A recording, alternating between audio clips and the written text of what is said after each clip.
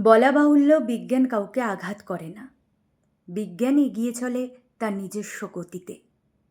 বিজ্ঞানের কোনো প্রতিযোগী, প্রতিদ্বন্দ্বী নেই। বিজ্ঞান নিজেই তার একমাত্র প্রতিদ্বন্দ্বী। চিকিৎসা বিজ্ঞানের অগ্রগতি আজ আরেকটি চমকপ্রদ ও আশ্চর্য দৃষ্টান্ত স্থাপন করেছে।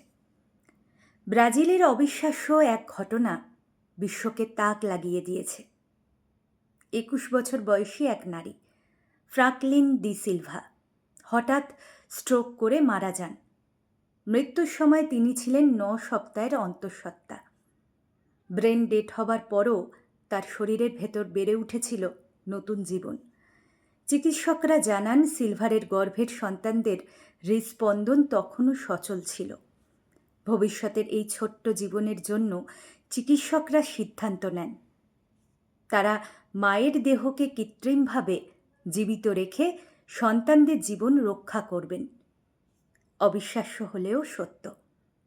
পুরো ১২৩ দিন ধরে চিকিৎসকরা সিলভারের দেহকে বাঁচিয়ে রাখেন। অবশেষে চিকিৎসকদের অক্লান্ত প্রচেষ্টায় জন্ম নেয় ২টি সুস্থ শিশু।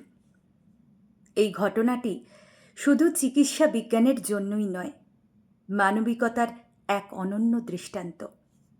এক মায়ের জীবন চলে গেলেও তার মাতৃত্বের ভালোবাসা থেকে জন্ম নিল নতুন ২টি জীবন। জয় হোক বিজ্ঞানের, নিপাত যাক অন্ধবিশ্বাস ও কুসংস্কার।